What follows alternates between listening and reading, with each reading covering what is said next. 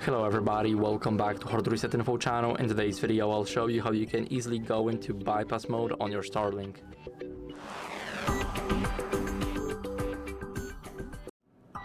So first what you guys need to do is open up your Starlink app.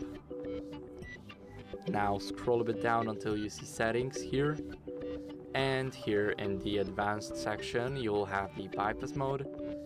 Now you need to be signed in to do that, so yeah, you need to have a stable internet connection. For me, I don't have any connection right now to the internet because of the weather outside, so I cannot do that. But what you have to do is basically slide it right here, and when it turns red here, then simply just let go of your finger, and then basically you will be in the bypass mode. But remember, you need the separate Starlink or some third-party router to do that.